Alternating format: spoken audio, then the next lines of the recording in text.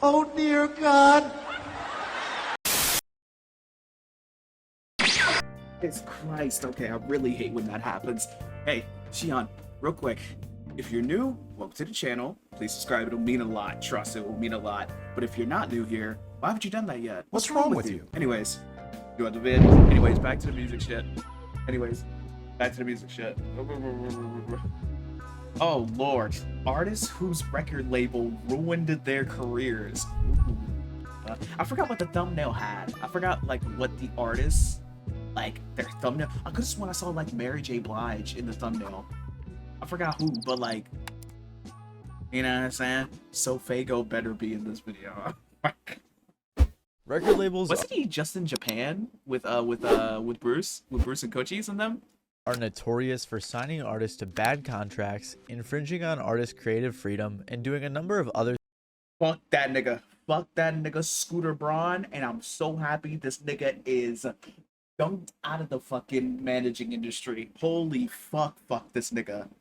Fuck this nigga. Holy fuck. things to hurt artists' careers. Obviously, the objective of a record label is to help their artists blow up so the label can make as much money as possible, but it doesn't always work out that way. Sometimes artists can get in really bad deals or situations where they are shelved, sued, or even bankrupted, and that can severely harm their careers. So today we are looking into artists whose record labels ruined their careers. Designer. Oh shit. Designer had a situation that I always felt kind of bad about because I felt like he had a lot more potential to have a longer career, and he also seemed like a nice guy, so his label situation was unfortunate. Holy Designer had been fuck. making music for a while and saw some buzz with his song Zombie Walk, but he first saw insane success after releasing his debut commercial single Panda. He first released it on SoundCloud and then shortly after uploaded it to iTunes, and this song, as I'm sure you all know, was a huge hit. Yes. This song was everywhere. No. It wasn't even a hit. It wasn't even a hit. It was a global fucking phenomenon. Panda was. Like, there are singles throughout like music history that have become global fucking phenomenons. Fucking Old Town Road, fucking Panda, Gucci Gang. Gucci Gang is definitely one of them. I can't name another one. But you get my point, though. It was notable for its unique sound and Designer's very energetic ad-libs. He quickly caught the attention of Kanye West and Pusha T, who had just taken over as the president of Kanye's record label, Good Music. Designer was signed to Good Music in February of 2016 and was also featured on Kanye West's huge album, The Life of Pablo, on 2 different songs. Designer was blowing up, and he was blowing up quickly. Keep in mind that at this time, Designer was only 19 years old, which was bound to cause some stress and maybe even hinder some decisions. It was like, damn, like everything is happening so fast. You feel me? Because I just put the record out probably like 4 weeks ago, and now I'm with Kanye. You feel me? And it was like, damn, like, you feel me? So everything kind of was moving real quick. It was fun, but then it started to cause anxiety.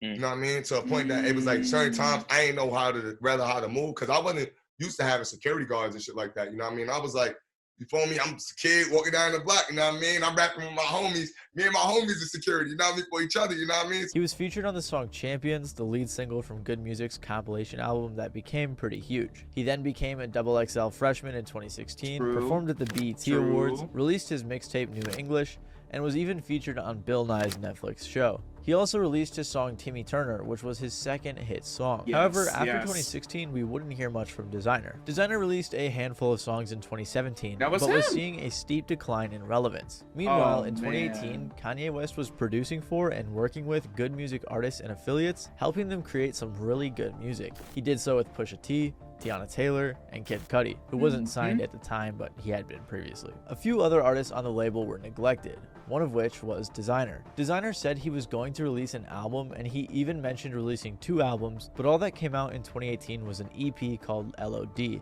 or Life of Designer. His team even reached out to Pitchfork to emphasize the fact that it was just an EP, not an album. To me, that's pretty odd, and it makes me think that his label Good Music was mismanaging him in some sort of way, likely not allowing him to release music. And I don't think that's too far-fetched, as Kanye's label hasn't always had a good reputation. Despite all of the great artists and projects released under this label, it also has had many issues that are fairly public. Kanye himself even said, "Running a record label was the biggest mistake I ever made. I never asked to be a label owner. Sony offered it to me and I took it. But I can't be there when people are calling me to the studio to hear some music or approve some clothes for a video." And it's pretty obvious that Designer experienced the aftermath of this mistake. Following the release of his EP in 2018, the next year Designer had expressed his discontent with his label. First, he ranted in a music video about how Kanye and his label weren't doing anything for him, and he even said that Kanye was crazy. Think he's the genius, I niggas think all that nigga shit. Well, the me nigga, that nigga's crazy, nigga. And the me nigga, I've been doing all this shit by myself. To me, nigga, I brought good music back, nigga. He then went on Twitter to say that he wanted to be released from his label. It was obvious that his label had been holding him back, and he hadn't released a single solo track throughout 2019. And judging by his output in recent years, that was because Good Music had put him on the back burner. Artists being shelved by their label is never a good thing, and Designer was clearly finding that out the hard way. Designer said in an interview that on multiple occasions he wanted to get into a room with Kanye to work on his music and get some pointers. He said the reason that he signed to Kanye's label was to work with Kanye. It seemed like Designer just wanted a mentor in the game, as he was Yo, Cardi. Yo. So that nigga sucks anyway. Bro, stop, bro. Next section, please. Yo, stop, bro. Still pretty young at 22 years old. Regardless, after he requested to be taken I'm older than Designer?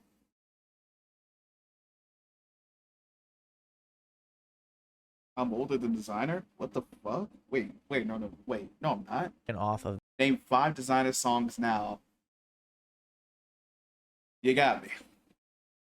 the Good Music record label. He was released in late 2019. Also, another really odd thing about this situation is that an album called F Good was leaked onto SoundCloud, featuring 23 Designer songs with features from tons of popular artists. This led to many people thinking this was the album that Good Music wouldn't let Designer release, so he leaked it to spite them. Whether or not that's true, Designer was clearly excited to be released from his label. I can drop anywhere, any second. This is the dream of every artist. This is the dream of every artist. Any second, any time, I get the bag out here, and I'm still touring, I'm still doing my thing. No label behind me right now. This shit is beautiful. In 2020, Designer did an interview with Everyday Struggle, further explaining his situation to DJ Academics. He had also told my nigga is moving at 5 frames per second. Yo, look. Yo, my nigga is moving at 5 frames per second, bro. Designer did an interview with Everyday Struggle, further explaining his situation to DJ Academics. He had also told Vlad TV and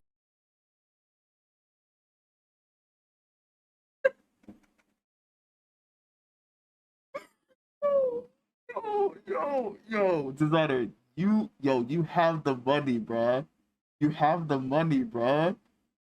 Yo, Designer, you have the money, bruh. Get yourself a good camera, gang. Why is your shit moving at 5 frames per second, others bro? that the only reason he left Good Music was because of issues with his dad going into a coma, and that may have played a role in it, but based on everything else he said in his output of music, I'm going to assume that was a little bit of an excuse just to keep things on better terms with the label.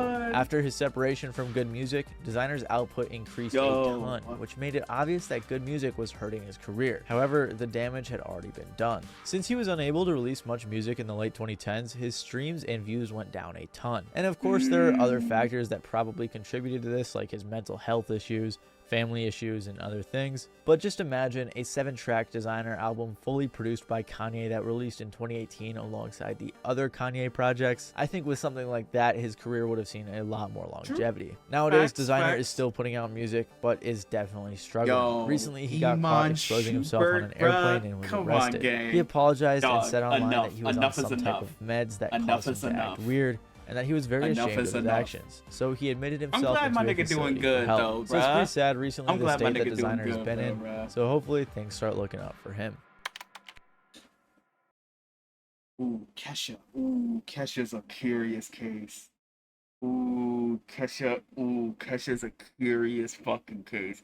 Look at both and tell me he don't.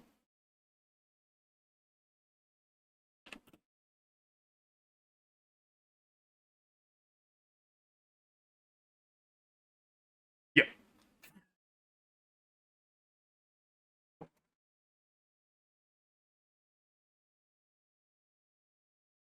Yo, what's this photo?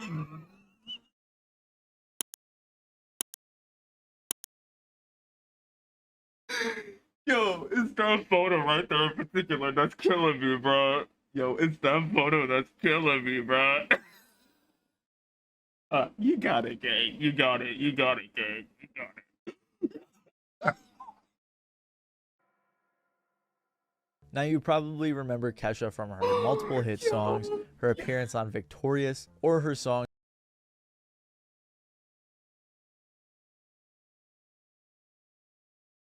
Yo, Maddie, I'm sorry. Maddie, I'm sorry, bro. I'm sorry, Maddie. I'm sorry. Oh my god, bro. I'm gonna continue your video, Maddie. I'm sorry, bro. It's just this nigga in my chat, bro. This nigga Cardi, bro. This nigga Cardi, bro. This nigga continues. Holy fuck, dude. It got me drooling and shit. Yo, what the fuck, bruh? Anyways, Just Dance. Kesha. At least that's how I do. But after releasing Timber, it seems like Kesha went under the radar for a while due to multiple issues with her label and her management, so let's check it out. Kesha began her career in 2005 with Kimosabi Records. She was working her way up in the industry by writing songs, providing background vocals, and working on her own music. She got her first taste of fame because of her feature on Flo Rida's song Right Round in 2009. Then she signed to RCA Records and started preparing to release her debut album. Kesha got hits, nigga. Kesha got hits, nigga. The lead single for the album, TikTok, became a huge hit and blew her up into the mainstream. She continued releasing music and had more hits like Blow, Die Young, and her feature on 303's song My First Kiss. Her run from 2010 to 2012 was crazy with a huge album and multiple hit songs. Kesha was on top of the world, but that would change fairly quickly. In 2012, Kesha released her album Warrior, and other than the songs Die Young and Crazy Kids, this album underperformed relative to her last two projects. And the reason for this would become apparent pretty quickly. In 2013, one of Kesha's fans set up an online petition with the goal to free Kesha from her producer/manager Dr. Luke. They accused him of hurting her career, and it received over 10,000 signatures. Then in late 2013, Kesha had a TV documentary series called My Crazy Beautiful Life, in which she revealed she had little creative control over her album Warrior. She had even tweeted previously about how she was forced to sing the lyrics for the song Die Young. In 2014, Kesha then filed a lawsuit against Dr. Luke, claiming he R-worded her, harassed her, emotionally abused her, and violated California business practices. Now, I've been mentioning Dr. Luke quite a bit just recently, and if you're not familiar with him, he's a very powerful producer and songwriter who has worked on tons of huge songs. He began working with Kesha very early in her career back in 2005 and kind of helped manage her. So Dr. Luke, get my nigga, because we recently just watched this nigga, get my nigga Max Martin on the phone. Get my nigga Max Martin on the phone. Save this girl, bruh. Has essentially been with Kesha throughout her entire career. So after she made all these claims in her lawsuit, she then asked the court to break her contract with Dr. Luke. Dr. Luke then followed up with a counter lawsuit for defamation and claimed that Kesha was just lying to get out of her contract. And regardless of whether or not that's true, the fact that this contract seems to be such a big center point in this lawsuit makes it seem to me that this wasn't the greatest contract. This lawsuit lasted a very long time and was very complicated for many reasons. And because of this ongoing lawsuit, Kesha hardly released any music in 2014, 15, or 16. The lawsuit was pretty messy too, with tweets from many people involved, leaked emails, tons of drama, and even more lawsuits involving other people. The lawsuit, contract, and poor management severely hurt Kesha's career. This was made especially apparent when her lawyer said she cannot work with music producers, publishers, or record labels to release new music. I love her hand tattoo. Ooh, I love her hand tattoo with the eyes and shit. Oh my god. Wait. Oh my god. That just gave me a fire ass idea for a tattoo. That just gave me a fire ass idea for a hand tattoo. Cardi. Check me out. hand tattoo, right? Remember Deidara from Naruto? Naruto. What am I, a nigga? I am, but Naruto, right? Yo, the fucking mouths, the mouths and shit, the mouths is hand tattoos. You're scared of needles, though. Says who? Nigga, you don't know that. Nigga, you don't know that. The fuck? Says who? With no new music to perform, Fuck. Kesha cannot tour. Off the Christ, oh, I hate when that happens. Yo, real quick, did you forget to like the video? I think you should like the video. Also, join the streams. Hello, you don't want to miss this shit live. Hello, tap in, tap in. radio and stage and out of the spotlight, Kesha cannot sell merchandise, receive sponsorships, or get media attention. Her brand value has fallen, and unless the court issues this injunction, Kesha will suffer irreparable harm, plummeting. Do not put those fucking mouths on your hands. That shit kind of fun, though. What you mean don't put the mouths on your hands? No, that shit is kind of corny.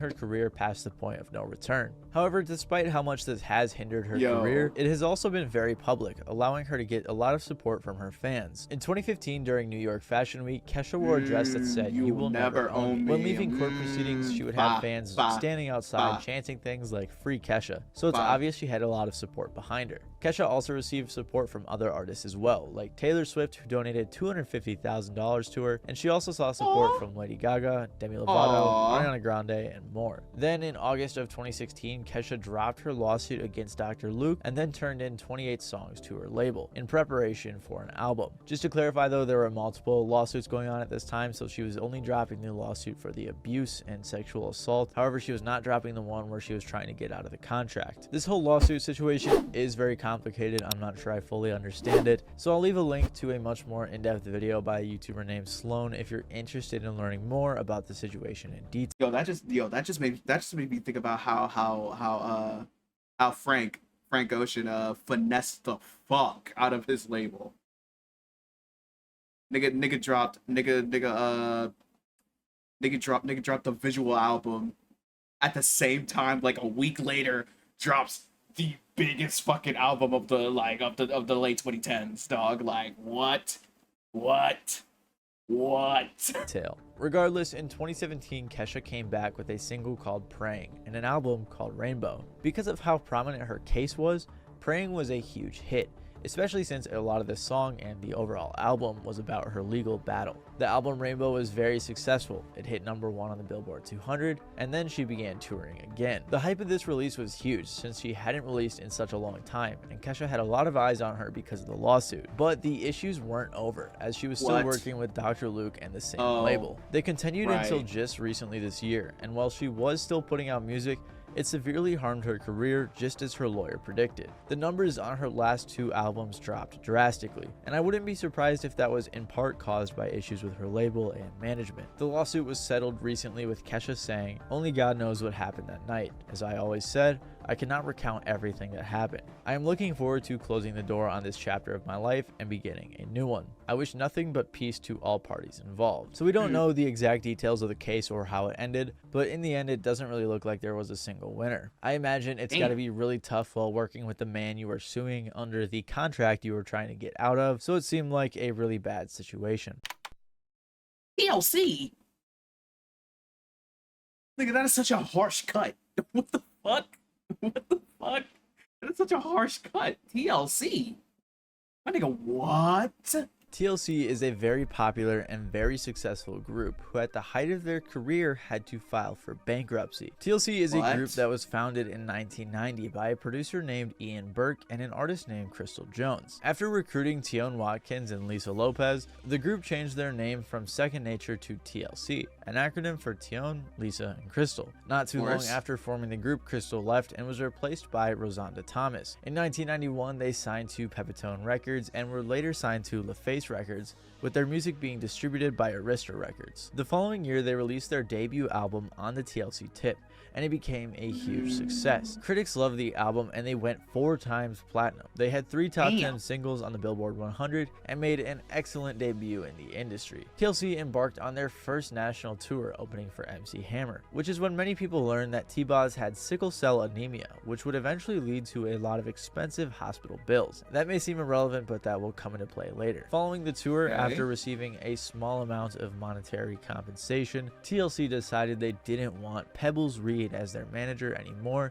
because they wanted more control over their careers. They were released from their management deal and thought that this would fix all of their problems, but they were still signed to these same labels, which would eventually become a big issue. Another factor that would eventually play a big role in their financial struggles is when Left Eye was charged with first-degree arson. She had been dating the football player Andre Rison, and they were allegedly in a violent relationship. And she had also been battling alcoholism. These two things clearly aren't a good combination, and after one argument, she threw his new shoes into a bathtub, dumped some lighter fluid on them, and then set them on fire. And this obviously was not a good idea, as the house caught fire, causing her to be arrested, charged with arson, sentenced to 5 years probation, and she had to pay a ton of money with insurance. So keep these incidents in mind going forward. Following all this, TLC was gearing up to release their sophomore album, Crazy Sexy Cool. This album was an even bigger success than their first album, selling over 14 million copies worldwide, being ranked in Rolling Stone's 500 greatest albums of all time list, and peaking at number 3 on the Billboard 200.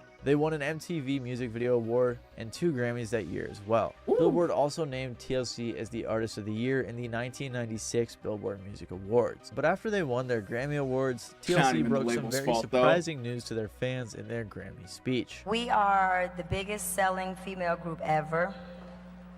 10 million albums worldwide. We have worked very hard.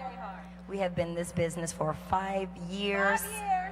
And we are broke as broke can be. And we're not like trying to be a sad story. If that was the case, we would have been on everybody's talk show talking about how broke we are. We haven't done that. I know it's hard to believe because we've sold so many albums, but it is possible. That's the deal here. July 3rd of 1995, TLC filed for bankruptcy. Right now. Cardi, if you don't shut the fuck up.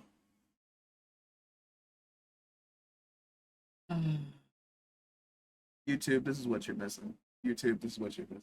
Y'all need to, bro. If y'all not tapped into, if y'all are not tapped into these motherfucking streams, yo, to shut this nigga up sometimes.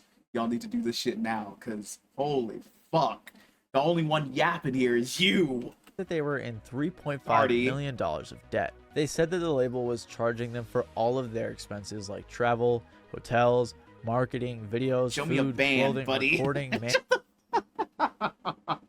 managers, lawyers, producers, and everything else you can imagine. On top of that, Left Eye still had to pay the insurance money back, and T-Boz had a lot of medical payments because of her sickle cell. It was revealed that back in 1991, TLC wanted to renegotiate their contract with LaFace Records, but it was denied. The group revealed some of the details of how much money they were making, claiming they only made 50 cents per song and then had to split it 3 ways. Every time an album gets sold, TLC gets 56 cents. And in the record business, we pay all costs back to the record company. Following all of their complaints and some lawsuits that were going on behind 56 cents back? Every album sold? 56 cents?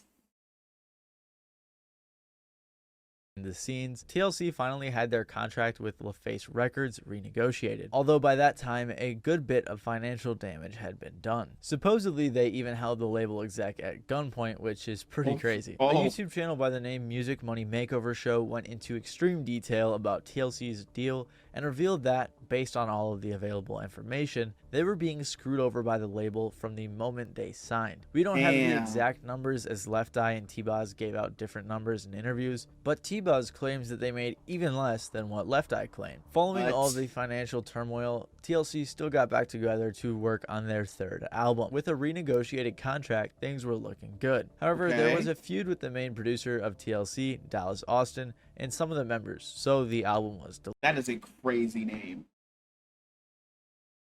That is a crazy name. Getting named after a capital of a state, that's fucking insane. Or no, Dallas, Texas, not Austin, Texas. I'm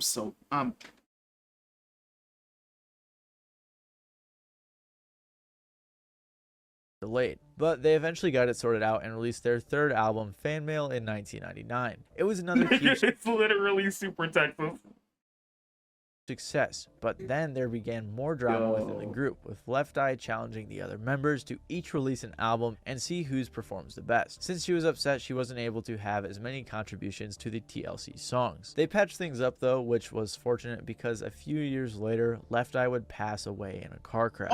This severely damaged the surviving members' mental health, understandably so. So after finishing their fourth studio album that was in the works, T-Boz and Chili announced an indefinite hiatus. Aside from a few collaborations, compilation albums, live shows, and a reality TV show, TLC stopped releasing music for quite a while. So while I don't think their financial issues completely ruined their career, I do think it definitely caused some harm, didn't even know especially that. in the God, 90s and possibly even to this day. Obviously, we don't know how much money's in their bank accounts, but the reason I figured they may still have some issues to this day is because in 2015, they started a Kickstarter campaign with the goal of $150,000 so that they could release a new album. Tons of fans and other celebrities pitched in though, and they raised over $400,000. Following that, they released their self-titled album and returned from their hiatus. But I'm gonna guess if they never had those issues with their label back in the 90s, they wouldn't have had to fund their new album with a Kickstarter campaign. So obviously, TLC's career was very successful commercially, but unfortunately they experienced a ton of financial issues in the background that caused them a lot of harm. Anyways, thank you guys all for watching. I hope you enjoyed. If you did, please make sure to leave a like down below,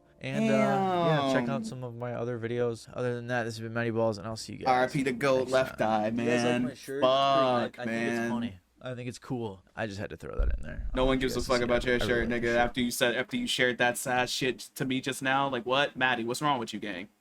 What's wrong with you, gang? What? Good W video though. W video though. It was cool. It was cool. I enjoyed it. Oh, sad stuff.